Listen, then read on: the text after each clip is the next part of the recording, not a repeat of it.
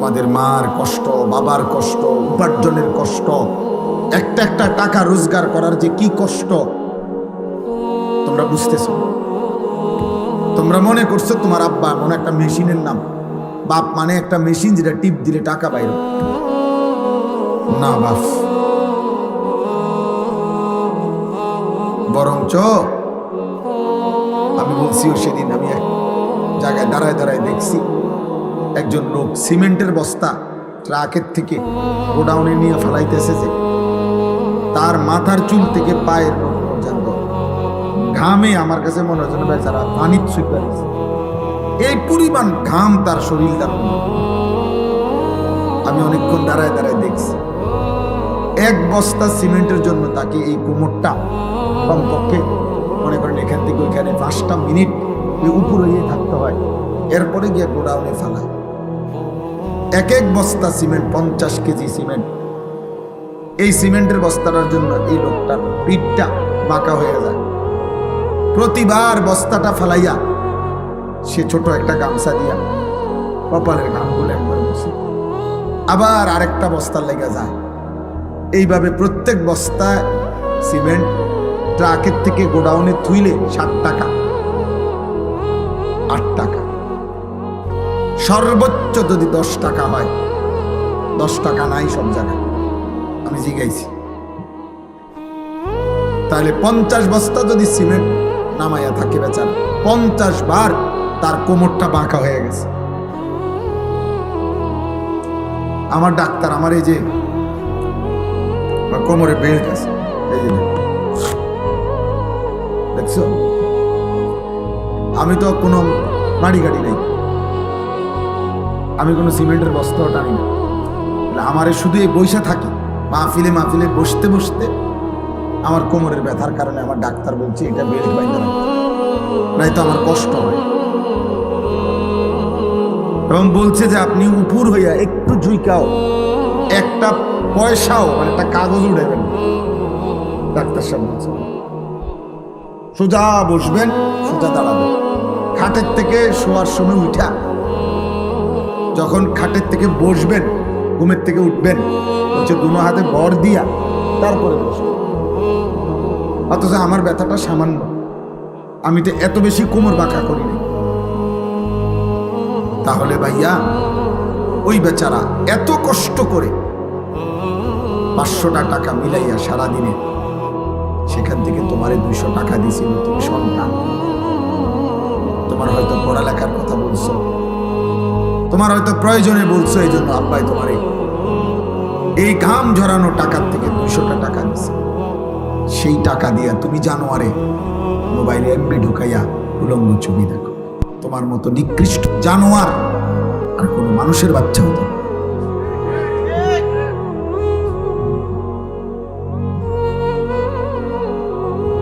এত বড় নিকৃষ্ট হাইওয়ান পশু, এত বড় চতুষ্পদ জন্তু কোনো মানুষের বাচ্চা হতো না। করলিটা কি বেটা? তোর বাবার কি পরিমাণ ঘাম ঝরছে। এক বাটি ভাত যদি তার মায় বলে যে দিয়ে তোর আব্বারে দোকানে যেতে পারত, এতে শয়তান বন্ধু নামের শয়তান, এই শয়তানরা দাঁড়ায় রয়েছে রাস্তা, এই শয়তানদের সাথে সে মোবাইল টিপতে যাবে, উলঙ্গ ছবি দেখতে যাবে।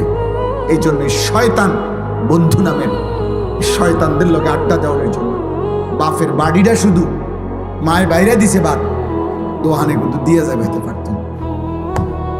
লইয়া ছুটছে ধমকের লগে, পরের বেলা মার ভয়ে আতঙ্কে, সন্তানের ভয়ে মার আর কোনোদিন বলে না, বাপে সন্তানের ভয়ে আর কোনোদিন বলে না। হয়তো দুপুর 2টার খানা বাপ মাগরিবের আগে হয়তো খায়, তবুও সন্তানকে বলে না যে তে যে পরিমাণ অসিব্য, তে যেভাবে গারফাক দেয় থাক তারে করি।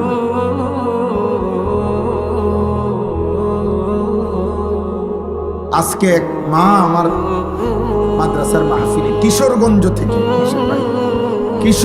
থেকে এক মহিলা তার ছেলেটাকে নিয়ে আসছে আইনা আমার মাদ্রাসার ওস্তাদের দিয়া আমার কাছে ছেলেটারে পাঠাইছে, আমার কলিজা ছাড়া সন্তান, আমার সারাটা জীবনের সন্তানরা আমি ইয়া করছি, বড় করছি, সন্তান কোনোভাবেই আমার কথা শোনে না, আপনি একটু ওসিয়ত করে দেন। তো এই কথা বলতে গিয়ে যে মহিলা কাঁদলো, চোখের পানি পড়লো, আমি শুধু ওই ছেলেটারে বলছি, রে বাপ, তোমারে আমি কোনো কথা শুনতে চাই না, আমি শুধু এতটুকু কথা বলছি। আমি বলছি ওই ছেলেরা, আমি বলছি, বাপ তোরে আমি বললাম আমার নাম মনে রাখিস, যে মায়ের চোখের পানি ফেললে এতগুলো, যদি আল্লাহর কসম যদি ফিরে না আসো, মার কথা মতো আল্লাহর নাফরমানি যদি না ছাড়ো, তো আমি বললাম তুই পথে পথে ভিক্ষা করবি।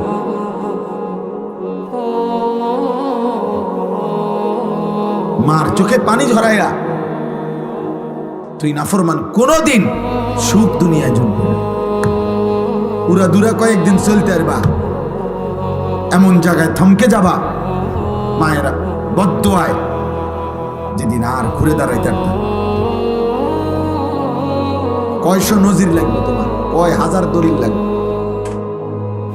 বাফেরে কষ্ট দিয়ে সুখে থাকবা। হ্যাঁ, মায়ের চোখে পানি ঝরাইয়া সুখে থাকবা, তোমার সমবয়সী বন্ধুরা তোমার নিরাপত্তা দিবে। হ্যাঁ, ওই শয়তানগুলা সারাদিনে যেই বন্ধু এক ওয়াক্ত নামাজ পড়ে না, ওই বন্ধু হয়তো শয়তান। সারাদিনে মোবাইলে নারী ছাড়া, ছবি ছাড়া আর কিছু দেখে না, যে হয়তো শয়তান, হয়তো ইবলিস। ও কিসের বন্ধু হবে? ও কিসের আবার বন্ধু এটা? এই জন্য প্রিয় ছেলেরা, আমার কথা মনে রেখো আব্বা, আমি তোমাদেরই ভাই। এই গ্রামের এমন কেউ নাই যে আমারে চেনে না। বয়স্ক এমন লোক মনে হয় না কেউ আছে যা করে আমি চিনি না। আমি সবার সাথে পরিচিত মানুষ। আল্লাহর নবী সাল্লাল্লাহু আলাইহি ওয়াসাল্লাম বলছেন, বাবারাও শুনেন, ছেলেরাও শুনেন, আল্লাহর নবী বলছে, কুল্লু যুনুব ইউআখিরুল্লাহু ইলা আজালিম মুসাম্মা। হাদিসটা শোনো, নবীজি বলছে, সমস্ত গুনাহ, প্রত্যেক পাপের শাস্তি আল্লাহ চাইলে নির্দিষ্ট সময় আখিরাত পর্যন্ত, হাসরের ময়দান পর্যন্ত বিলম্ব করতে পারে, কিন্তু ইল্লা আকুল ওয়ালিদাইন, খোদার কসম নবী বলছে, তবে মা বাবার নাফরমানি ব্যতীত, মা বাবার নাফরমানি ব্যতীত নবীজি বলেন, ফাইন্নাহু লা ইয়ামুতা হাত্তা ইউআযযিবাহুল্লাহু ফিল আরদ। নবীজি বলেন, মা বাবারে কষ্ট দিছে, চোখের পানি ফেলছে, মা বাবার নাফরমান সন্তান, নবীজি বলছে তার মৃত্যু হবে না, তারে আল্লাহ জমিনে বেইজ্জতি না করা পর্যন্ত। ইসলামের ইতিহাসের একজন বড় বুজুর্গ ছিলেন, রবি ইবনে খাইসাম রাহমাতুল্লাহি আলাইহি।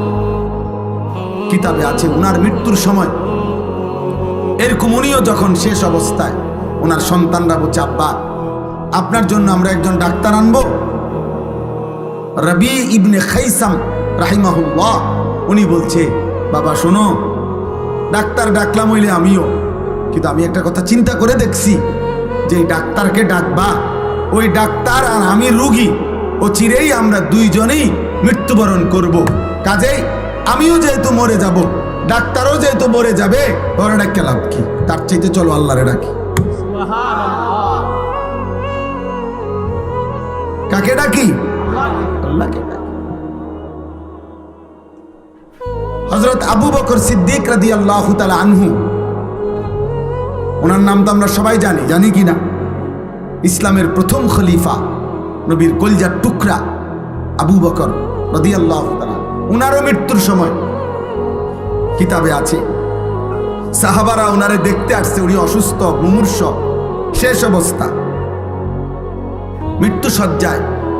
তো ওনাকে সাহাবারাও বলছে, হাল নাদউ লাকা তাবিবান, হে নবীর সাহাবী আবু বকর, আপনার জন্য আমরা ডাক্তার আনবো? হযরত আবু বকর সিদ্দিক রাদিয়াল্লাহু তাআলা আনহু বলছেন, আত-তাবিবু কাদ রাআনি, আরে ডাক্তার শব্দ আমারে দেখছে, ডাক্তার তো আমাকে দেখেছেন, তোমরা কারে ডাকবা? তখন সাহাবারা বললেন ক্বালু ফামা ক্বালা, সাহাবারা বললেন তো ডাক্তার কি বললেন, দেখে বলল কি? তখন হযরত আবু বকর সিদ্দিক রাদিয়াল্লাহু তাআলা আনহু বললেন ইন্নাহু ইয়াকুলু ইন্নী ফাআলুল লিমা উরিদ, ডাক্তার সাহেব বলছেন আবু বকর আমি যখন যা ইচ্ছা তাই করতে পারি। সেই ডাক্তারকে,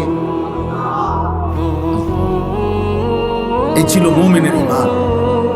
মুমিন ইন্তেকালের মুহূর্তেও, অসুস্থতার চূড়ান্ত মুহূর্তেও কাকে বলে নাই। আর আমরা সুস্থতায় সবল, স্বাস্থ্যবান, শরীর যৌবন স্বাস্থ্য সব ঠিক আছে, আহা আমাদের আল্লাহকে মনে নেই। হায় কিশোর, কেমনে জবাব দিব, কেমনে জবাব? 1 বছর 2 বছর 4 বছরে হয়তো এমন হয়েছে কোনোদিন কোন রোগাক্রান্ত হও নাই, এমন সুস্থ সবল, এমন তাজা শরীরে আল্লাহকে একটা সেজদা দিলা না, 1 ওয়াক্ত নামাজও পড়লা না, 365 দিনের 1 বছরে কোনোদিন ফজরের নামাজ পড়লা না, তোমার উপরে ফজরের নামাজ ফরজ হয় নাই? আল্লাহর নবী সাল্লাল্লাহু আলাইহি ওয়াসাল্লাম বলছেন যে ফজরের নামাজ পড়ে না সে মুনাফিক। কসম আল্লাহ, নবী বলছে সে মুনাফিক, মুনাফিক, মুনাফিক। আর আল্লাহ কোরআনে বলছে মুনাফিক তুই মনে রাখিস জাহান্নামের সবচেয়ে নিচে তোর স্থান। নওজোয়ান ছেলেরা, আসলে আমি বলতে চাচ্ছিলাম এই কথাটাই। মাওলানা ইয়াহিয়া যে এতক্ষণ বয়ান করছে, আলহামদুলিল্লাহ সে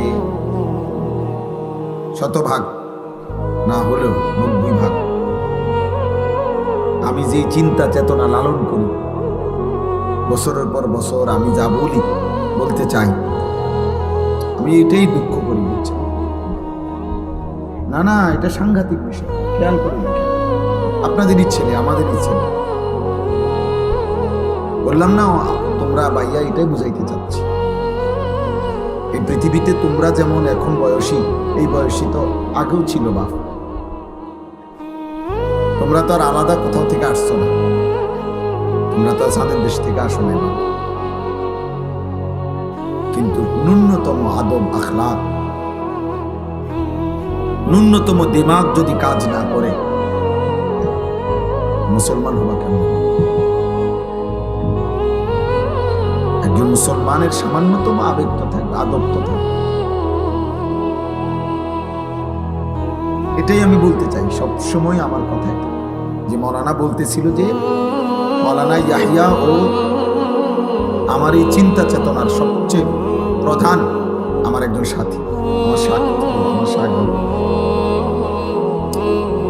সবসময় লালন করে এই কথায় চিন্তা, যে এই সমাজের খুব দ্রুত গতিতে, আমরা এটা বুঝাইতে চাইতেছি, খুব দ্রুত গতিতে স্রোতের মতো কিশোর যুবক ছেলেরা তোমরা অশ্লীলতা, বেহায়াপনা, অসভ্যতা, নোংরামি, মানে নিজেদের বরবাদির দিকে ছুটতেছ। এটা শুধু পায়ে হাঁটার গতি না, স্রোতের গতি, স্রোতের গতি। কক্সবাজার সমুদ্র সৈকতে অনেক সময় বিপদ সীমার একটু দূরে চলে গেলে স্রোতের ওই লোক আর ফিরতে পারে না। অহরহ এমন হয়, শেষ পর্যন্ত ইউনিভার্সিটি পড়ুয়া ছাত্র এখন অনেক হয়েছে, এই কিছুদিন আগে দেখছি ডুবে গেছে, আর খুঁজে পায় না, স্রোতে টেনে নিয়ে গেছে। এজন্য গুনাহ সব কালেই মানুষ করছে, অপরাধ সব কালেই মানুষের মধ্যে ছিল না। তোমরা যা করতেছো এটা বাড়াবাড়ি করতেছো, বাড়াবাড়ি করতেছো। সেই ভোর ঘুম থেকে উঠে রাত 11টা পর্যন্ত, 12টা 1টা পর্যন্ত তোমার সাথে তোমার মা বাবা, আত্মীয় স্বজন, বংশ, আল্লাহ, রসুল, নবী, কোরআন, কিতাব, ওযু, নামাজ, পাক নাফাক, হালাল হারামের কোনো ধার ধারণা, একেবারেই মুক্ত স্বাধীন নিজের মতো চলতেছ। এই স্রোত কল্যাণ বয়ে আনবে। তুমি একদিন এমন পিছলা খাইবা আর সোজা হইয়া দাঁড়াইতে পারবে, একদিন এমন হতাশায় ভুগবা, এমন ধুকে ধুকে কাঁদবা। আমাদের এই মৌলানা ইয়াহিয়ার সাথে আমার অনুমতি, শত শত ছেলের সাথে হোয়াটসঅ্যাপ গ্রুপ আছে যাদের সাথে সে কথা বলে, আমি দায়িত্ব দিছি তাহলে একসাথে কমপক্ষে 300-র উপরে বেশি ছেলে আছে তার গ্রুপে কথা বলে। সে হালাত ছেলেদের সাথে ভালো মন্দ, তাদের চলাফেরা, চাল চরিত্র। তো তোমারে যদি শুনাই যে ক্লাস 9-এর ছাত্র কি কয়, পাগল হয়ে যায়। গুনাহ, অসভ্যতা, জিনা, ব্যভিচার, নোংরামি।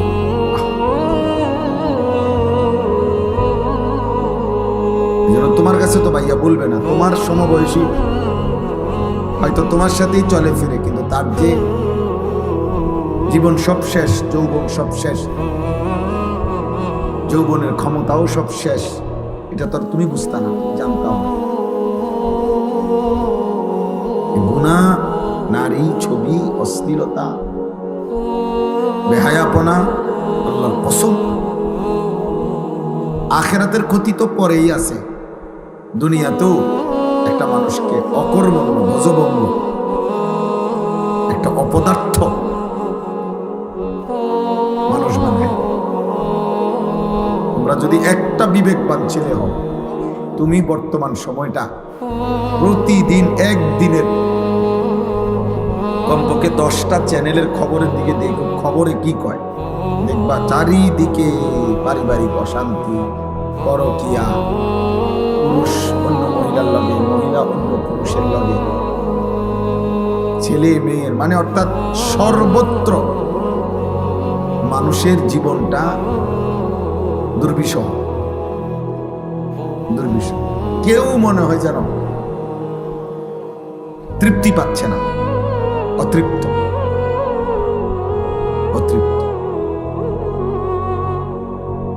এটা অধঃপতনের অর্ধেকের কাছে পৌঁছে গেছে। এই দেওয়াল ভেঙে যাবে। এই সমাজের এই হালাত হইলে, তোমরা গ্রামগঞ্জের ছেলে, তোমরা তো এখানে গ্রাম অঞ্চলের ছেলে, তোমরা আশপাশের গ্রাম, এই গ্রামের, তোমাদের চুল চেহারা যদি এমন হয়, তোমরা গ্রামগঞ্জের মানুষ হয়েও যদি এক ওয়াক্ত নামাজ পড়তে মন না চায়, তাহলে কোটিপতির সন্তান, বিত্তশালী, তাদের কি হালাত? তাদের হালাত কি? অথচ অনেকের বাবা আছে অল্প আয়ের মানুষ, কষ্ট করে উপার্জন করে নিজে না খাইয়া, নিজের হয়তো একটা গেঞ্জি, একটা লুঙ্গি, কিন্তু সন্তানের জন্য সব উজাড় করে দেয়। কিন্তু তোমরা যা করতেছো এর বিনিময়ে এটা ঠিক না। আজ হোক কাল হোক পস্তাইতে হবে, আফসোস করতে হবে।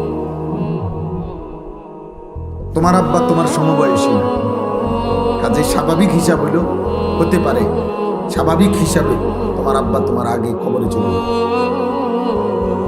কিন্তু তোমার কপাল নিয়ে তুমি থাকতে হবে। অভাব, দারিদ্রতা, দুর্ভিক্ষ সারা পৃথিবীতে ধেয়ে আসছে। গতকালকেও আমি শুক্রবার, গতকালকে আমেরিকার একজন, আমেরিকায় প্রবাসী, আমাদের গুরুত্বপূর্ণ শিক্ষিত একজন ব্যক্তি, ওনার সাথে কথা বলছি। এই মুহূর্তে এক ভরি স্বর্ণের দাম 2,09,000 টাকা। ব্যাপারটা কি? হ্যাঁ, ব্যাপারটা কি? আশ্চর্য রকম, মানে এক ভরি স্বর্ণের দাম 2,09,000 টাকা।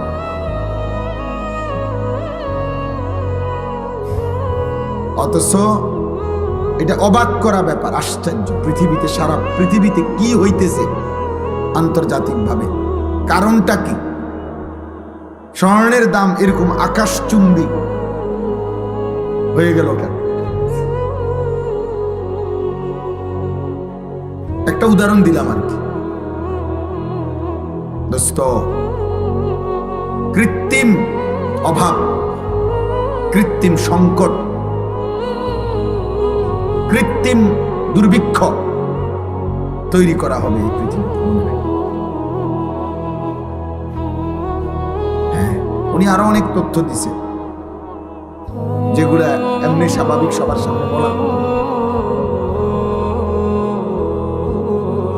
হ্যাঁ, এই জন্য বললাম, ধরে নাও পকেটে টাকা আছে কিন্তু মার্কেটে পণ্য নাই। ধরে নাও মার্কেটে পণ্য আছে, পকেটে টাকা নাই, তখন কি করবো আব্বা বলেন? একজন উচ্চ পদস্থ ব্যক্তি, আমার মুসলমান, আমি আমার শুনেছি, আপনি এখন কথা বলেন, ওনার একজন লোক বাংলাদেশের কুমিল্লা ছাতিপট্টির বড় জুয়েলার্সের মালিক, স্বর্ণ ব্যবসা। উনি বলতেছে খুচরা কাস্টমার নাই বললেই চলে, কে কিনবে 2 লাখ 9 হাজার টাকা দিয়ে? খুচরা কাস্টমার নাই, অর্থাৎ একটা শ্রেণী ভিক্ষুক হয়ে যাবে হয়তো এরা। আর যারা এগুলারে মজুত করে লাইতেছে তারা কৃত্রিম ভাবে পৃথিবীতে অনেক বড় সংকট তৈরি করবে। এটা একটা বললাম, এরকম অসংখ্য বিষয়। এজন্য দোস্ত, আমি এখানে অর্থনীতি বুঝাইতে আসিনি বা পণ্ডিতি কথা বুঝাইতে আসিনি। আমার উদ্দেশ্য হলো তোমরা, আমরা যেভাবে আমাদের আল্লাহর সাথে সম্পর্ক ছিন্ন করতেছি, আল্লাহকে যে পরিমাণ নারাজ করতেছি আমরা, আমাদের উপরে বড় সড় মুসিবত আসবে, বড় সড়।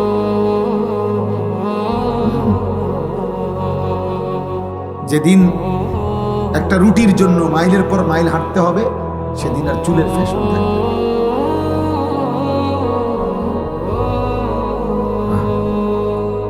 বাংলা ভাষায় একটা কবিতা ছিল আগে, অনেক আগে, দুর্ভিক্ষের সময়, যে ভাত দে নয়তো মানচিত্র গিলে খাবো।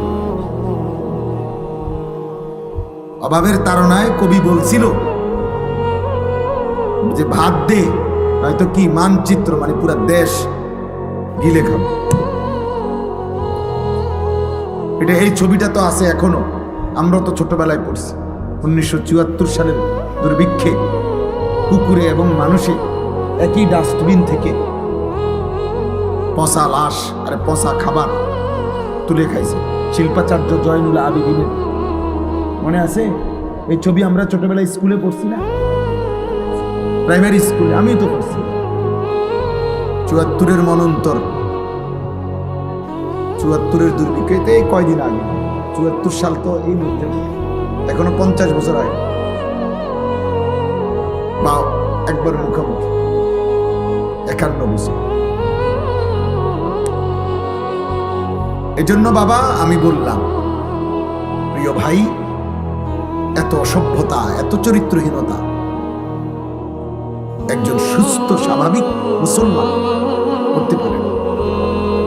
তোমাদের চেহারা দেখলেই বোঝা যায় বাপ, সারা দিনে মোবাইল ছাড়া, নারী ছাড়া, ছবি ছাড়া, উলঙ্গপনা ছাড়া আর যে কোনো কাজ নাই তোমাদের হাতে, এটা চেহারা দেখলে তোমাদের অসংখ্য ছেলের চেহারা দেখতে বোঝা যায় গত 6 মাসে না, গত 2-4 বছরে কোনোদিন 5 ওয়াক্ত প্রতিদিন নামাজ পড়ছো কিনা তার কোনো চিহ্ন তোমাদের চেহারায়। কি খবর বাপ, এত নষ্ট হয়ে গেল?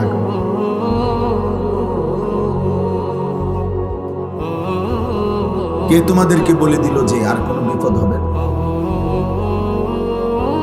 এত নিরাপত্তা পেয়ে গেলা কেন? তোমার আব্বা বিদেশে, জন্য না? তোমার আব্বা বিদেশ মনে করছো এই জন্য না? মানে বিদেশের উপরে কোনো মুসিবত আইবে না, কথা বলে না? ইউরোপের উপরে কোনো মুসিবত আসতে পারে না, মধ্যপ্রাচ্যের উপরে কোনো মুসিবত আসতে পারে না। ফিলিস্তিন আরব না? ফিলিস্তিন যেটা গাজা, ফিলিস্তিন তো আরবের অংশ। 52 বছর যে সিরিয়া জুলুমের শিকার ছিল। তো আরো ইয়ামানের মধ্যে, আরব দেশ ইয়ামান, লক্ষ লক্ষ মানুষ ভিখারি ক্যাম্পে থাকে, শরণার্থী শিবিরে।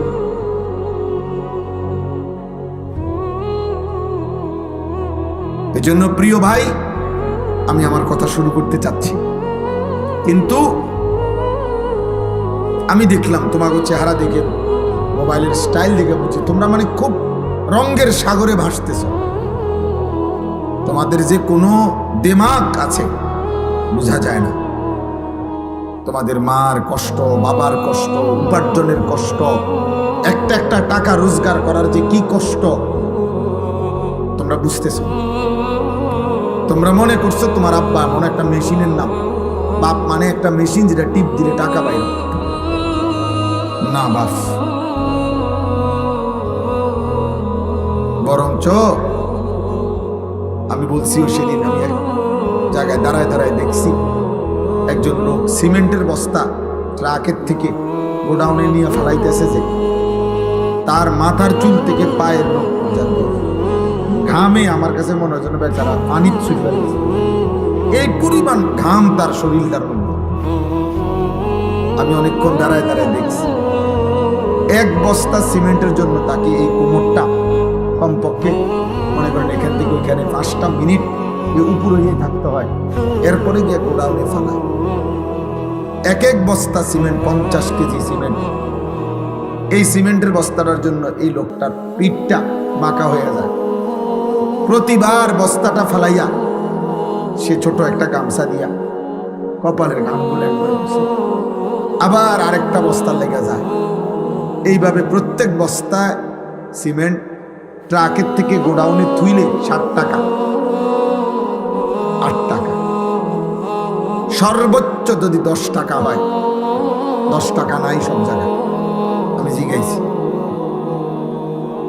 তাহলে 50 বস্তা যদি সিমেন্ট নামাইয়া থাকে বেচারা, 50 বার তার কোমরটা বাঁকা হয়ে গেছে।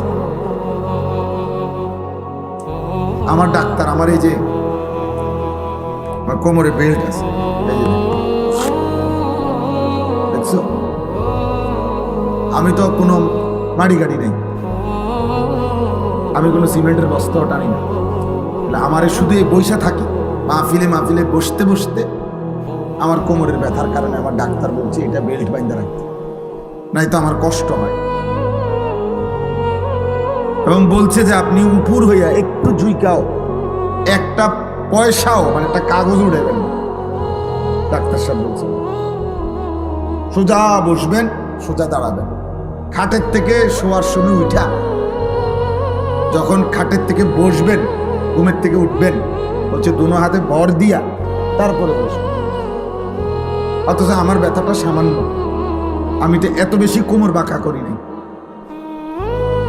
তাহলে ভাইয়া ওই বেচারা এত কষ্ট করে 500টা টাকা মিলাইয়া সারাদিনে, সেখান থেকে তোমারে 200 টাকা দিছিল। তুমি সন্তান, তোমার হয়তো পড়ালেখার কথা বলছো, তোমার হয়তো প্রয়োজনে বলছো, এই জন্য আব্বাই তোমারে এই ঘাম ঝরানো টাকার থেকে 200টা টাকা দিছে। সেই টাকা দিয়া তুমি জানোয়ারে মোবাইলে এমবি ঢুকাইয়া উলঙ্গ ছবি দেখো। তোমার মতো নিকৃষ্ট জানোয়ার আর কোনো মানুষের বাচ্চা হতো না।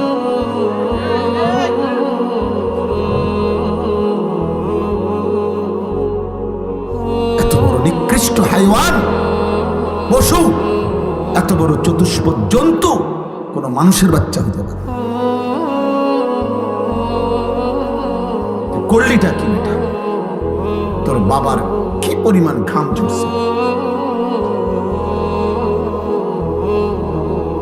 এক বাটি ভাত যদি তার মায় বলে যে দিয়ায় তোর আব্বারে দোকানে এতে থাকতো, শয়তান বন্ধু নামের শয়তান, এই শয়তানরা দাঁড়ায় রয়েছে রাস্তা, এই শয়তানদের সাথে সে মোবাইল টিপতে যাবে, উলঙ্গ ছবি দেখতে যাবে।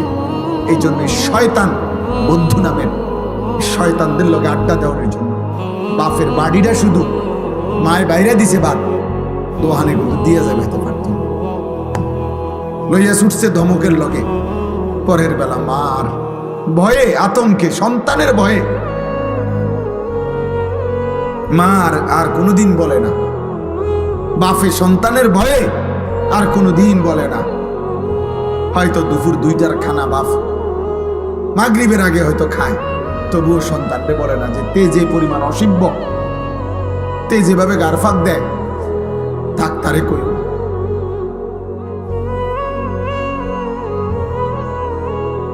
আজকে এক মা আমার মাদ্রাসার মাহফিলে কিশোরগঞ্জ থেকে, কিশোরগঞ্জ থেকে এক মহিলা তার ছেলেটাকে নিয়ে আসছে আমার মাদ্রাসা আইনা, আমার মাদ্রাসার ওস্তাদরে দিয়া আমার কাছে ছেলেটারে পাঠাইছে। হুজুর, আমার কলিজা ছেঁড়া সন্তান, আমার সারাটা জীবনের সন্তানরা আমি ইয়া করছি, বড় করছি, সন্তান কোনোভাবেই আমার কথা শুনে না, আপনি একটু নসিহত করে দেন।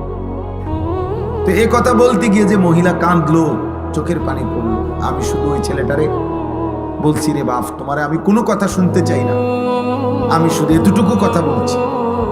আমি বলছি ওই ছেলেরা, আমি বাপ, তোরে আমি বললাম আমার নাম মনে রাখিস, যে মায়ের চোখের পানি ফেললে এতগুলো, যদি আল্লাহর কসম যদি ফিরে না আসো, মার কথা মতো আল্লাহর নাফরমানি যদি না ছাড়ো, আমি বললাম তুই পথে পথে ভিক্ষা করবি।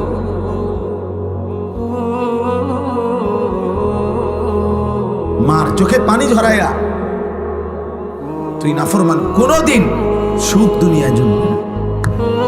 পুরা দুরা কয়েকদিন চলতে পারবা, এমন জায়গায় থমকে যাবা মায়েরা বদদোয়ায়, যেদিন আর ঘুরে দাঁড়াইতে পারতাম। কয়শো নজির লাগবে তোমার, কয় হাজার দলিল লাগবে, বাপেরে কষ্ট দিয়ে সুখে থাকবা। হ্যাঁ, মায়ের চোখে পানি ঝরাইয়া সুখে থাকবা, তোমার সমবয়সী বন্ধুরা তোমার নিরাপত্তা দিবে। হ্যাঁ, ওই শয়তানগুলা, সারাদিনে যেই বন্ধু এক ওয়াক্ত নামাজ পড়ে না, ওই বন্ধু হয়তো শয়তান। সারাদিনে মোবাইলে নারী ছাড়া, ছবি ছাড়া আর কিছু দেখে না, যে হয়তো শয়তান, ও তো ইবলিস। ও কিসের বন্ধু হবে? ও কিসের আবার বন্ধু এটা? এর জন্য প্রিয় ছেলেরা, আমার কথা মনে রাখো আব্বা, আমি তোমাদেরই ভাই। এই গ্রামের এমন কেউ নাই যে আমারে চেনে না। বয়স্ক এমন লোক মনে হয় না কেউ আছে যা করে আমি চিনি না। আমি সবার সাথে পরিচিত মানুষ। আল্লাহর নবী সাল্লাল্লাহু আলাইহি ওয়াসাল্লাম বলছেন, বাবারাও শুনেন, ছেলেরাও শুনেন, আল্লাহর নবী বলছে, কুল্লু যুনুব ইউআখিরুল্লাহু ইলা আজালিম মুসাম্মা। হাদিসটা শোনো, নবীজি বলছে, সমস্ত গুনাহ, প্রত্যেক পাপের শাস্তি আল্লাহ চাইলে নির্দিষ্ট সময় আখিরাত পর্যন্ত, হাসরের ময়দান পর্যন্ত বিলম্ব করতে পারে, কিন্তু ইল্লা আকুল ওয়ালিদাইন, খোদার কসম নবী বলছে, তবে মা বাবার নাফরমানি ব্যতীত, মা বাবার নাফরমানি ব্যতীত নবীজি বলেন, ফাইন্নাহু লান ইয়ামুতা হাত্তা ইউআযযিবাহুল্লাহু ফিল আরদ। নবীজি বলেন, মা বাবারে কষ্ট দিছে, চোখের পানি ফেলছে, মা বাবার নাফরমান সন্তান, নবীজি বলছে তার মৃত্যু হবে না, তারে আল্লাহ জমিনে বেইজ্জতি না করা পর্যন্ত। তোকে আল্লাহ জমিনে বেইজ্জতি করবে।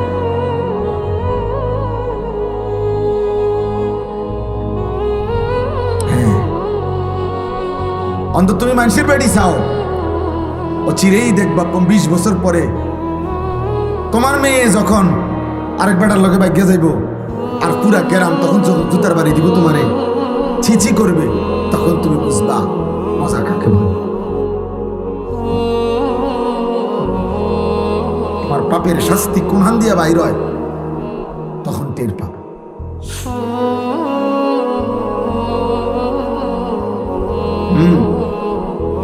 আমাদের এই মুরাদনগরের একজন বড় আলেম আমার একদিন বলছেন, মেয়ে আরেক ছেলের সাথে পলায়া গেছে, বিবাহ বন্ধনে হোক সম্পর্ক করে চলে গেছে। মা বাবা গিয়া থানার মধ্যে ওই ছেলে মেয়ের নামে মামলা করছে। মেয়ে চিঠি পাঠাইছে বাপের কাছে, আপন বাপের কাছে। চিঠির মধ্যে স্পষ্ট লিখছে, বাবা, যে কাজটা তোমরা করেছিলে সেটা যদি অপরাধ না হয়, আমার বেলায় থানায় মামলা করলে কেন?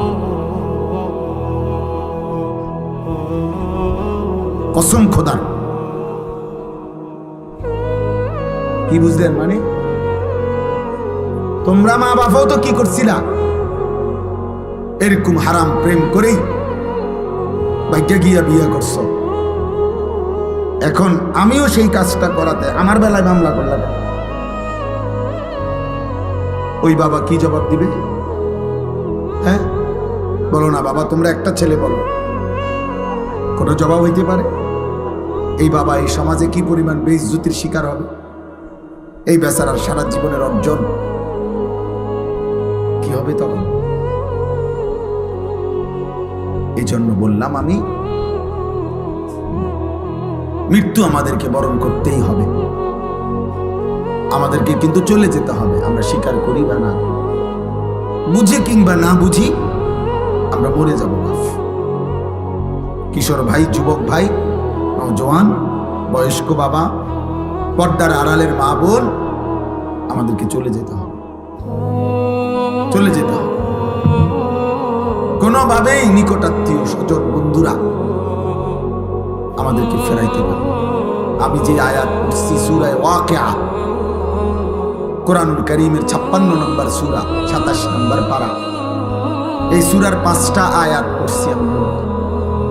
এই আয়াতের মধ্যে আমি বুঝাইতেছি আপনাদেরকে, এই আয়াতের মধ্যে মূল বক্তব্য মৃত্যুকালীন একটা অবস্থা আল্লাহ তুলে ধরছেন। অবিশ্বাসী, কাফের, মুশরিক, মুনাফিক, নাফরমান, পাপীদেরকে বুঝাইবার জন্য আল্লাহ মৃত্যুকালীন, কোন মানুষের মৃত্যুকালীন অবস্থাটা একটা চিত্র তুলে ধরে আল্লাহ তাআলা নাফরমান পাপীদেরকে বুঝাইতে চাইছে এই 5টা আয়াত। আমি সেটাই বলে আমার কথা শেষ করব ইনশাআল্লাহ। সূরা ওয়াকিয়া, সূরাটা অনেক ফজিলতপূর্ণ কোরআন শরীফের একটা সূরা, অনেক দামি সূরা। আমাদের নবী সাল্লাল্লাহু আলাইহি সাল্লাম বলছেন, যে ব্যক্তি প্রত্যেক রাত্রে একবার এই সূরা ওয়াকিয়া পাঠ করবে, নবী ওয়াদা দিছে, মান ক্বারা সূরাতাল ওয়াকিয়া ফি কুল্লি লাইলাতিন লাম তুসিবহু ফাকাতুন আবাদা। নবীজি বলছে, সূরা ওয়াকিয়া যে প্রত্যেক দিন রাতে পড়বে, আল্লাহর নবী বলছে তাকে কখনোই দারিদ্রতা, অভাব স্পর্শ করবে না। এজন্য যুগ যুগ ধরে মাদ্রাসাগুলোর মধ্যে, বিশেষ করে কওমি মাদ্রাসায়, যুগ যুগ ধরে মাগরিবের পরে এই সূরা পড়া হয়। আউলিয়া বুজুর্গরা সারা পৃথিবীতে যুগ যুগ ধরে, নেককার বান্দারা মাগরিবের নামাজের পরে সূরা ওয়াকিয়া পড়ে। সূরা ওয়াকিয়া আল্লাহর নবী সাল্লাল্লাহু আলাইহি ওয়াসাল্লাম বলছেন তাকে অভাব স্পর্শ করবে। রাসূলুল্লাহ সাল্লাল্লাহু আলাইহি সাল্লামের একজন বড় সাহাবী ছিলেন হযরত আব্দুল্লাহ ইবনে মাসউদ রাদিয়াল্লাহু তাআলা, অনেক বড় সাহাবী, জলিলুল কদর সাহাবী। নবীজির সাথে খুব বেশি যারা থাকতেন, নবীজির খাস খাদেম যারা ছিল, এর মধ্যে উনি একজন। আব্দুল্লাহ ইবনে মাসউদ ইসলামের 3য় খলিফা হযরত উসমান রাদিয়াল্লাহু তাআলা নূর জামানায় উনি ইন্তেকাল করছেন। এই সাহাবী আব্দুল্লাহ ইবনে মাসউদ, তো ইন্তেকালের পূর্বে উনি অসুস্থ ছিলেন, বিছানায় শুয়ে আছেন, শেষ অবস্থা।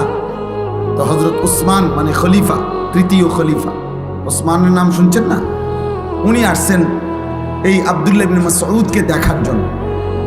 তো ওনার পাশে বৈশা, এই ছেলেরা তোমরাও শোনো, বাবা আপনারাও শোনো, দেখেন কি কয়। সাহাবী উসমান খলিফা ওই আব্দুল্লাহ ইবনে মাসউদকে ইন্তেকালের পূর্বে বিছানায় শয্যাশায়ী, নবীর সাহাবী এবং বিখ্যাত সাহাবী, ওনাকে বলতেছেন, মা তাশতাকি, হে আব্দুল্লাহ আপনার রোগটা কি? সে জিজ্ঞাসা না অসুস্থতাটা কি? হযরত আব্দুল্লাহ ইবনে মাসউদ উসমান রাদিয়াল্লাহু তাআলা আনহুর কথার জবাবে বললেন, যুনুবি, আমার সারা জিন্দেগীর গুনাহগুলো আমার রোগ। সাহাবী কি বলে? আমার সারা জীবনের গুনাহ আমার রোগ, আমার আর কোন রোগ নেই। এবার হযরত উসমান রাদিয়াল্লাহু তাআলা আনহু বলতেছেন, মা তাশতাহি, আপনার মনে কি চায়, আপনি কি চান, চান কি? হযরত আব্দুল্লাহ ইবনে মাসউদ রাদিয়াল্লাহু তাআলা আনহু বলেন, রাহমাতু রাব্বি, আমি আমার রবের রহমত চাই। আমার অসুখ আমার গুনাহ, আমার সুস্থতা আমার রবের রহমত, আমার মালিকের রহমত চাই, মাগফিরাত চাই। এরপরে হযরত উসমান রাদিয়াল্লাহু তাআলা আনহু বললেন, হাল আদউ লাকা তাবিবান। হযরত আব্দুল্লাহ ইবনে মাসউদকে বলেন, আমি কি আপনার জন্য একজন ডাক্তার ডাকবো? যেহেতু তিনি খলিফা, বড় ডাক্তার আছে ওনার কাছে রাজ দরবারে, তো আমি কি আপনার জন্য একজন ডাক্তার আনমনি? সাহাবী কি কয় শুনেন, আত-তাবিবু কাদ আমরাদানি, হে উসমান, ডাক্তার সবই তো আমারে অসুস্থ বানাইছে, আমারে ডাক্তারই তো কি বানাইছে, অসুস্থ বানাইছে, আপনি কারে আনবেন? কে সে? এই কথা বলে কাকে বুঝাইছেন উনি? আল্লাহকে। কাকে? মূলত রোগ দেয় কে, সুস্থতা দেয় কে, এইটাই বুঝাইছে। আল্লাহই তো সুস্থ করবেন, আর তিনিই তো আমাকে রোগাক্রান্ত করেছেন। আমি আলগা লোক ডাইকালাম, আলগা লোক ডাইকালাম। ওনাদের ইয়াকিন ছিল আমার অসুস্থতা আমার আল্লাহর পক্ষ থেকে, আমার সুস্থতাও আমার আল্লাহ। ইসলামের ইতিহাসের একজন বড় বুজুর্গ ছিলেন রবি ইবনে খাইসাম রাহমাতুল্লাহি আলাইহি, কিতাবে আছে ওনার মৃত্যুর সময় এরকম উনিও যখন শেষ অবস্থায়, ওনার সন্তানরা বলছে, আব্বা আপনার জন্য আমরা একজন ডাক্তার আনবো। রবি ইবনে খাইসাম রাহিমাহুল্লাহ উনি বলছে, বাবা শোনো, ডাক্তার ডাকলাম হইলে আমিও, কিন্তু আমি একটা কথা চিন্তা করে দেখছি, যে ডাক্তারকে ডাকবা, ওই ডাক্তার আর আমি রোগী, ও চিরেই আমরা দুইজনেই মৃত্যুবরণ করব। কাজেই আমিও যেহেতু মরে যাব, ডাক্তারও যেহেতু মরে যাবে, ঘরে ডাক্তার লাভ কি? তার চাইতে চলো আল্লাহরে ডাকি। কাকে ডাকি? আল্লাহকে ডাকি। হযরত আবু বকর সিদ্দিক রাদিয়াল্লাহু তাআলা আনহু, ওনার নাম তো আমরা সবাই জানি, জানি কি না? ইসলামের প্রথম খলিফা, নবীর কলিজার টুকরা আবু বকর রাদিয়াল্লাহু তাআলা, ওনারও মৃত্যুর সময় কিতাবে আছে সাহাবারা ওনারে দেখতে আসছে, উনি অসুস্থ, মুমূর্ষ, শেষ অবস্থা, মৃত্যু সজ্জায়। তো ওনাকে সাহাবারাও বলছে, হাল নাদউ লাকা তাবিবান, হে নবীর সাহাবী আবু বকর, আপনার জন্য আমরা ডাক্তার আনবো? হযরত আবু বকর সিদ্দিক রাদিয়াল্লাহু তাআলা আনহু বলছেন, আত-তাবিবু কাদ রাআনি, আরে ডাক্তার সব তো আমারে দেখছে, ডাক্তার তো আমাকে দেখেছেন, তোমরা কারে ডাকবা? তখন সাহাবারা বললেন, ক্বালু ফামা ক্বালা, সাহাবারা বললেন, তো ডাক্তার কি বললেন, দেখে বলল কি? তখন হযরত আবু বকর সিদ্দিক রাদিয়াল্লাহু তাআলা আনহু বললেন, ইন্নাহু ইয়াকুলু ইন্নী ফাআলুল লিমা উরিদ, ডাক্তার সাহেব বলছেন, আবু বকর আমি যখন যা ইচ্ছা তাই করতে পারি। সেই ডাক্তারকে এই ছিল মুমিনের ঈমান। মুমিন ইন্তেকালের মুহূর্তেও, অসুস্থতার চূড়ান্ত মুহূর্তেও কাকে বলে নাই? আর আমরা সুস্থতায় সবল, স্বাস্থ্যবান, শরীর যৌবন স্বাস্থ্য সব ঠিক আছে, আহা আমাদের আল্লাহকে মনে নেই। হায় কিশোর, কেমনে জবাব দেব, কেমনে জবাব দেব? 1 বছর 2 বছর 4 বছরে হয়তো এমন হয়েছে কোনোদিন কোন রোগাক্রান্ত হও নাই, এমন সুস্থ সবল, এমন তাজা শরীরে আল্লাহকে একটা সেজদা দিলা না, 1 ওয়াক্ত নামাজও পড়লা না, 365 দিনের 1 বছরে কোনোদিন ফজরের নামাজ পড়লা না, তোমার উপরে ফজরের নামাজ ফরজ হয় নাই? আল্লাহর নবী সাল্লাল্লাহু আলাইহি ওয়াসাল্লাম বলছেন, যে ফজরের নামাজ পড়ে না সে মুনাফিক। কসম আল্লাহ, নবী বলছে সে মুনাফিক, মুনাফিক, মুনাফিক। আর আল্লাহ কোরআনে বলছে, মুনাফিক তুই মনে রাখিস জাহান্নামের সবচেয়ে নিচে তোর স্থান। তাহলে বাপ, ওই কথা থেকে আবার ফিরে যাই। হযরত উসমান রাদিয়াল্লাহু তাআলা আনহু তখন বললেন ওই আব্দুল্লাহ ইবনে মাসউদ রাদিয়াল্লাহু তাআলা আনহু, ওই বেটা বাইরে কথা বলো না।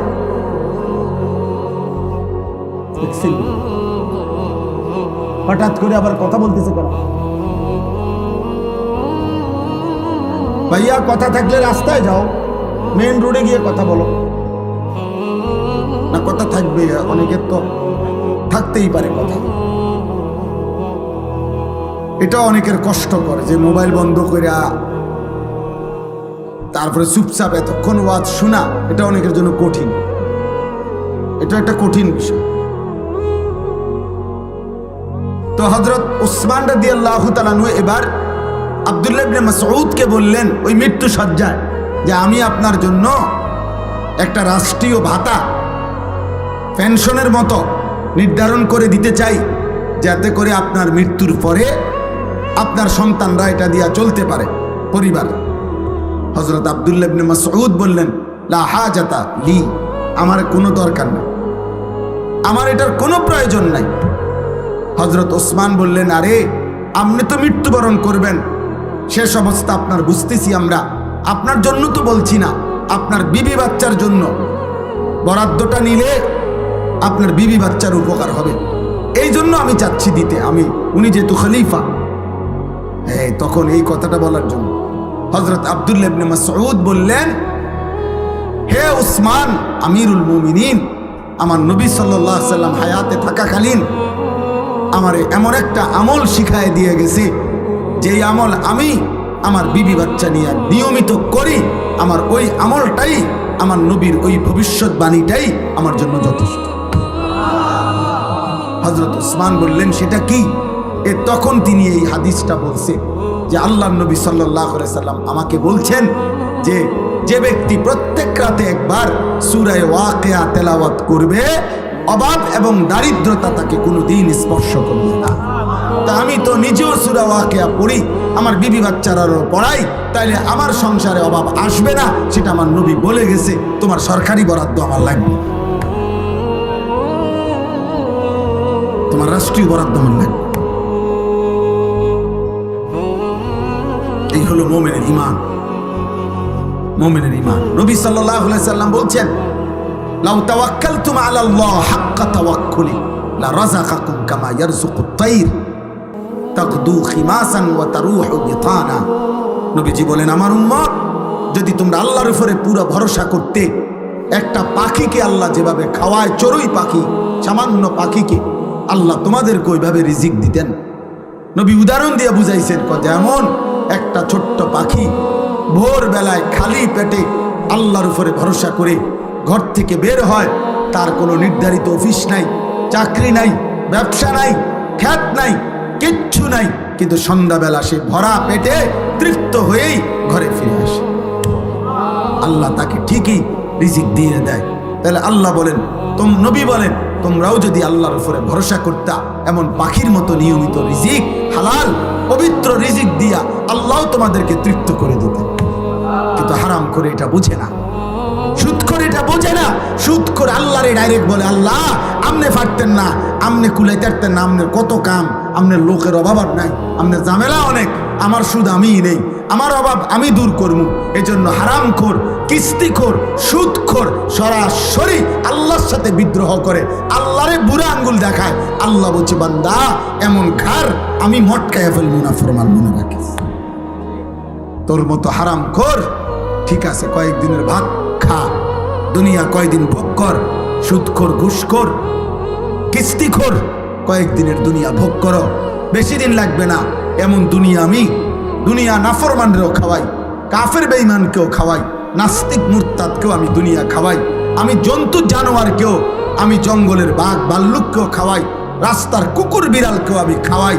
কিন্তু আমি আল্লাহ মৃত্যুবরণ যেদিন করবা, চোখ যেদিন বন্ধ হবে, সেদিন থেকে অনন্তকালের আখিরাত পর্যন্ত আর কোনদিন এক ঢোক পানিও পান করতে দেব না, এক লোকমা খাবারও আর দেব না। মনে রাখো না, এখনই খেয়ে নাও। ওয়াদারনি ওয়াল মুকাদ্দিবিনা উলিন না'মাতি ওয়ামাহিলহুম কালিলা। এই যে সরাসরি কোরআনের আয়াত। আল্লাহ বলেন, অবিশ্বাসী, মিথ্যাবাদী, নাফরমান পাপীদেরকে অল্প কয়েকদিনের দুনিয়ায় সুযোগ দাও, অল্প কয়েকদিনের জন্য সুযোগ দাও। আল্লাহ বলেন, দুনিয়া অল্প কয়েকদিন ভোগ করতে দাও, অল্প কয়েকদিনের ভাত মাছ রুটি গোশত খাইতে দাও। আল্লাহ বলেন, ছেড়ে দাও ওয়াদারনি, সুদখোরকে ছেড়ে দাও, ঘুষখোরকে ছেড়ে দাও, দুনিয়া কিস্তিখোরকে দুনিয়া ছেড়ে দাও, বেবিচারী হারামখোর নেশাখোরকে দুনিয়া ছেড়ে দাও। আল্লাহ বলেন, ইন্না লাদাইনা আনকালাম ওয়া জাহিমা, আখিরাতে আমি রব্বুল আলামিন রেডি রাখছি জাহান্নামের আগুনের শিকল আর জাহান্নামের ধাউ ধাউ আগুন আমি ওর জন্য রেডি করে রাখছি। একটু সুযোগ দাও, একটু সুযোগ দাও, দুনিয়া কয়টা দিন খেতে দাও। ওর জন্য বুঝতো আমরা বোকা না, নামাজিরা বোকা না। হালাল উপার্জনকারী বেচারা, বেচারার বেতন হুদা ৬,০০০, ইমাম সাহেব ৯,০০০ টাকা বেতন, অথচ বেটাও জোয়ান। বেটায় বোঝে না সিএনজি চালাইলে এত ভালো ইনকাম। সিএনজি চালাইতে কি ঢাকা ইউনিভার্সিটির থেকে ডিগ্রি আনতে হবে নাকি? কথা বলে না। সিএনজি অটো চালাইতে হলে কুমিল্লা ভিক্টোরি কলেজ থেকে মাস্টার্স পাস করতে হবে। তো এটা না বোঝার কি আছে? কথা বলে না। এটা ইমাম সাহেব বোঝে না, এটা ইমানদার বোঝে না। তো ১ লাখ টাকা কোনো রকমে মিলাইয়া সুদে লাগাইলে, হ্যাঁ, এটার থেকে যে ১০,০০০ টাকা আইব, এটা বোঝে না। এটা না বোঝার কি আছে? কথা বলে না। কত মূর্খ কলম লুঙ্গি ভিন্দে এবারে সুদ খায়। তো এবারে মূর্খ মানুষে যদি সুদ বুঝে, তো এবারে তো কিছু ২-৪ লাইন পড়ছে, ওটা বুঝতো না কেন? কথা বলে না কেন? তাহলে উনি বুঝবে না? এটা না বুঝার কি আছে? দুনিয়া না বুঝার কি আছে রে বাপ? কিন্তু ফেস্ত হলো আখিরাত। ইমাম সাহেব আটকায় গেছে তো আখিরাত। দিনদার আটকায় গেছে। যে সমস্ত লোক নামাজ পড়ে হালাল খাইতে চেষ্টা করে, শত অভাবের ভিতরে হারাম খায় না, হারাম নেয় না, অত আটকায় গেছে আখিরাতের কারণে। ওর কলিজার মধ্যে তো আসে আমার আল্লাহর সামনে দাঁড়াইতে হবে হিসাব। হযরত ওমর রাদিয়াল্লাহু তাআলা একবার তৃষ্ণার্ত অবস্থায় এক রাখাল ছেলেকে বলছিল যে, হে রাখাল, একটা দুধওয়ালা বকরির একটু দুধ আমারে পান করাও। সেই রাখাল ছেলে বলছিল, জনাব, আমি এই রাখাল বকরিগুলোর মালিক না, আমি একজন কৃতদাস। রাখাল আমার একজন মনিব আছে, মালিক আছে ছাগলগুলোর, বকরিগুলোর। আমি তো তার অনুমতি ছাড়া আপনাকে দুধ পান করাইতে পারি না। হযরত ওমর রাদিয়াল্লাহু তাআলা বলছে, হে রাখাল, তাইলে তুমি এক কাজ করো, একটা দুধওয়ালা বকরি আমার কাছে বিক্রি করে দাও।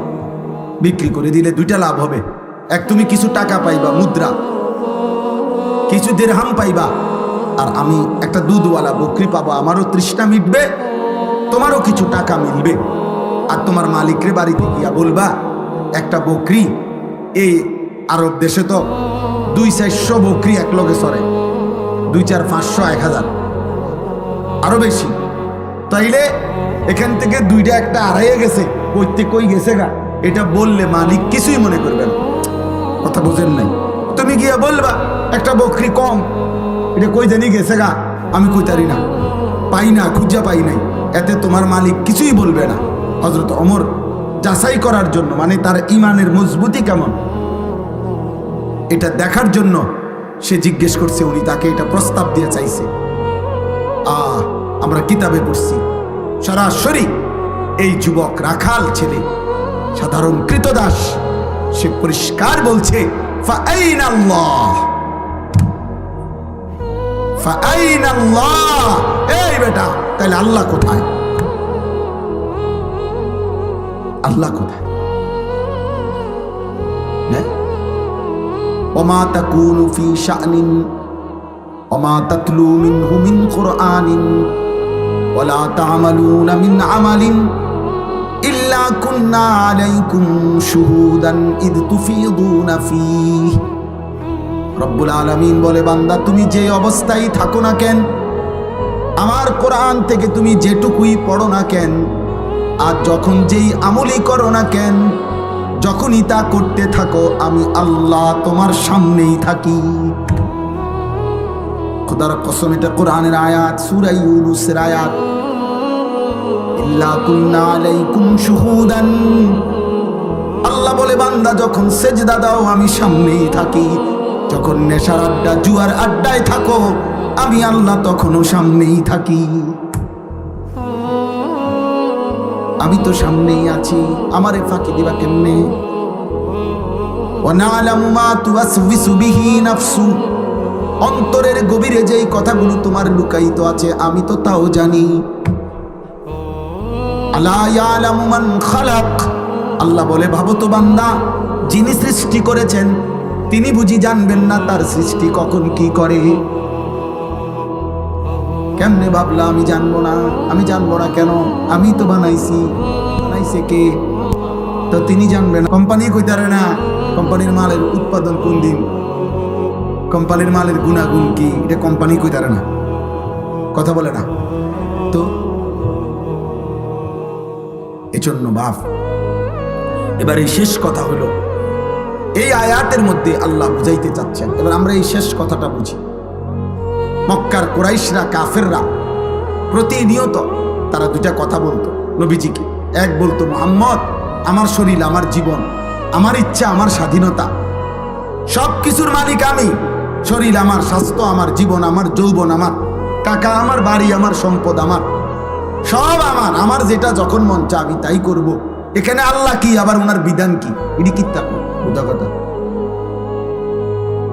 হ্যাঁ, আমার ইচ্ছা আমি যখন যা করবো, তোমায় কি এনে?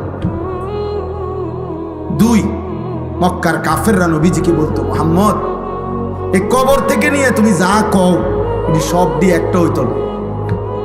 কবর, হাসর, মিজান, ফুলসেরাত, বিচার, হাসাব, আমল নামা, ইডি হুদা কথা এটি হইতো। কি কও তুমি করতে পাইব?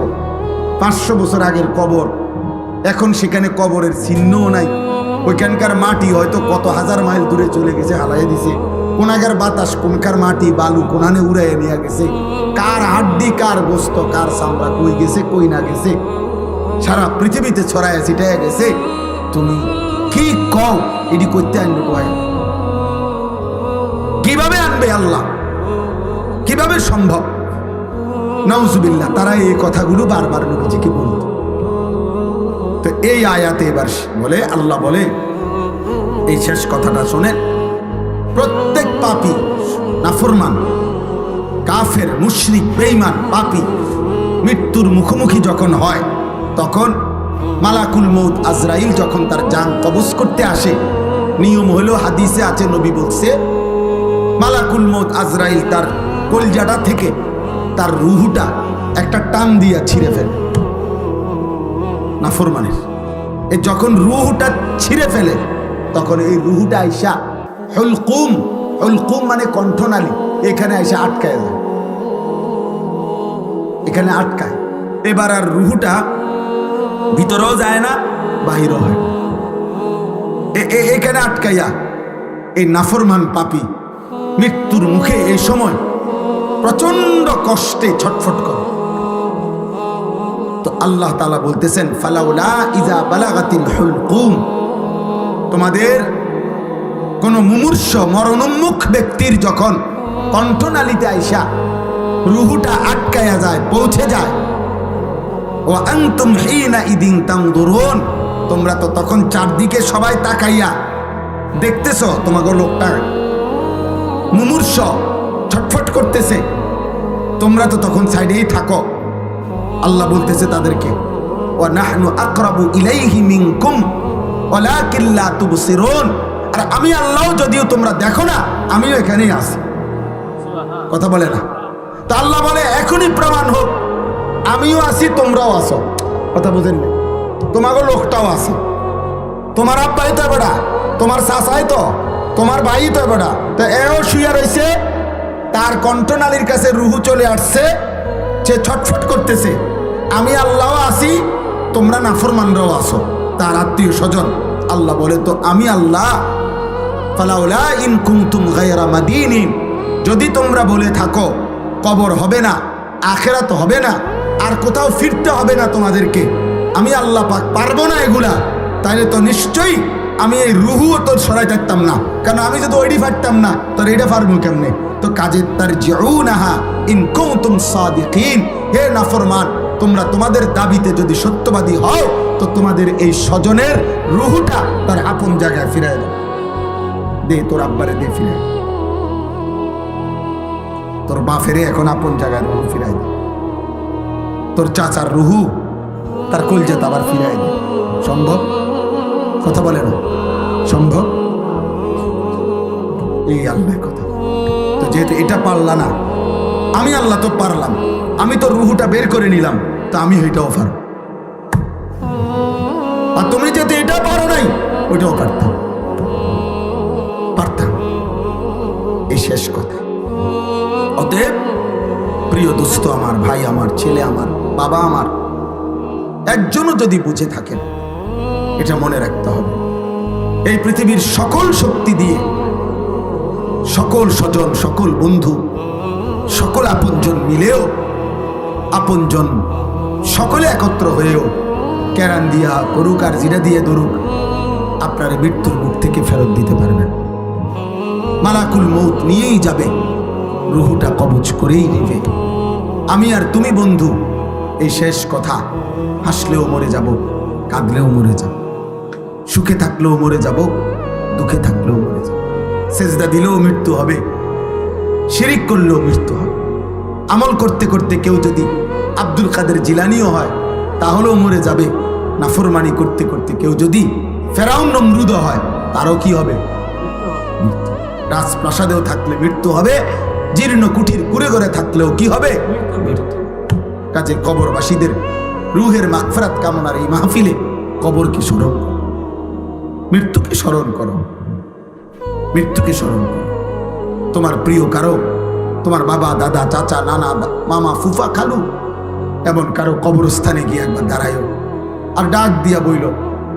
আমার কাছে কিতাব আছে, কিতাবে লিখছে হযরত ওমর ইবনে আব্দুল আজিজ, ইসলামের পঞ্চম খলিফা, তিনি মাঝে মাঝে কবরে গিয়া কবরস্থানের সামনে ওনার আত্মীয় স্বজনদের কবরের দিকে তাকাইয়া কবরকে ডাক দিতেন, মৃত্যুকে ডাক দিতেন, আর বলতেন, ইয়া মাউতু আইয়ুহাল কবরু, হে মৃত্যু, হে কবর, মাজা ফাআলতা বিল আহিব্বা, এই কবর আমার আপন জন করে গিয়া কি করলি রে? আমার আব্বারে কি করছো কবর বলো না, আমার দাদারে কি করছো কবর বলো না। হযরত ওমর ইবনে আব্দুল আজিজ বলেন, আমি শুনতে পাই কবর আমারে ডাক দিয়া বলছে, হে ওমর ইবনে আব্দুল আজিজ, তোমার আত্মীয়, তোমার স্বজন, তোমার আপন জনের শরীরের প্রতিটা অংশ জোড়া জোড়া আমি খুলে খুলে ছিন্ন ভিন্ন করে মাটির সাথে মিশাই দিছি, মাটির সাথে মিশাই দিছি। কেউ আর নাই, কেউ নাই, কেউ কেউ নেই। আল্লাহ আল্লাহ আমাদেরকে মাফ করে দেন, আমাদের সকলকে আল্লাহ কবুল করেন, দ্বীনকে ভালোবাসবেন, নামাজকে ভালোবাসবেন, ঈমান আমলের সাথে জীবন কাটান। ছেলের আব্বা, দয়া করে বললাম, বাবা মোবাইলের গুনাহ ছেড়ে দাও, বাপ নারীর ছবি দেখা ছেড়ে দাও, ছেড়ে দাও বাবা, দ্বীনকে ভালোবাসো, ওযু সুন্দর করো, নামাজ সুন্দর করো, আখলাক সুন্দর করো। তুমি মুসলমান, তোমার বাবা মা মুসলমান, তুমি নষ্ট হবা কেন? তুমি চরিত্রহীন হবা কেন ভাইয়া? আল্লাহ আমাদের ছেলেদেরকে তৌফিক দেন। আপনাদের জন্য আমরা এই সব শুনে আসি, আমি আপনাদেরকে মহব্বত, আপনারাও আমারে মহব্বত, মহব্বতের এই সম্পর্ক যেন চালু থাকে, আল্লাহ যেন কবুল করে। যাদের ভালোবাসায়, যাদের সহযোগিতায় এই মাহফিল হয়েছে, আল্লাহ সকলকে উত্তম বিনিময় দান করে। আপনারা সবাই জানেন, আমার একটা মিনিটের ছোট্ট একটা কথা আছে। আমার একটা মাদ্রাসা আপনারা আছে জানেন, কুমিল্লা ক্যান্টনমেন্ট, ময়নামতি সাহেবের বাজার, আলহামদুলিল্লাহ আমার ওই মাদ্রাসায় 500-র মতো ছাত্র আছে, 34 জন শিক্ষক কর্মচারী আছে। এই মুহূর্তে আমার অনেক দিনের একটা স্বপ্ন ছিল, আছে, যে আমি একটা বড় সড়ো জায়গা কিনতে চাইছি। এই আশা নিয়ে যে আমি 2টা মাদ্রাসা আলাদা করতে চাই। একটা হলো বাচ্চাদের জন্য যেই মাদ্রাসা চলতেছে এখন, আর আমার একটা অনেক দিনের স্বপ্ন, আমি এমন আরেকটা মাদ্রাসা একই জায়গায়, আরেকটা ভবন, আরেকটা শিক্ষক কর্মচারী আলাদা করতে চাই, যেটা সর্বশ্রেণীর মুসলমানদের জন্য মাদ্রাসা। অর্থাৎ সারা বাংলাদেশের যেই কোনো শ্রেণী পেশার মুসলমান, ছোট বড়, শিশু, আরে স্কুল কলেজ ইউনিভার্সিটি, শিক্ষিত মূর্খ, দিনমজুর, ঠেলাওয়ালা, কুলিওয়ালা, যে যখন যেটুকু সময় নিয়া, কারো 1 দিন, কারো 10 দিন, কারো 3 দিন, কারো 3 ঘন্টা, কারো 10 ঘন্টা, যে যখন আসবে আমাদের ওই মাদ্রাসায় আমি একটা মাদ্রাসা আলাদা দাঁড় করাইতে চাচ্ছি, যেখানে উনি দিন শিখবে। বিশ্বাস করেন, রাত অনেক হয়েছে, যেন আমি লম্বা করতে চাচ্ছি না। হাদিসে অসংখ্য প্রমাণ আছে, সাহাবায়ে কেরাম দলে দলে এসে কখনো 10 জন, কখনো 20 জন, কখনো এসে নবীজির কাছে 10 দিন থাকতেন, কখনো 20 দিন থাকতেন, কখনো 3 দিন থাকতেন, আইসা দিন শিখতেন। ওযু, নামাজ, সূরা, কেরাত, দোয়া, কালাম, আত্তাহিয়াতু, নামাজ শিখতেন, ঈমান আমল শিখতেন। এই জন্য আমি একটা মাদ্রাসা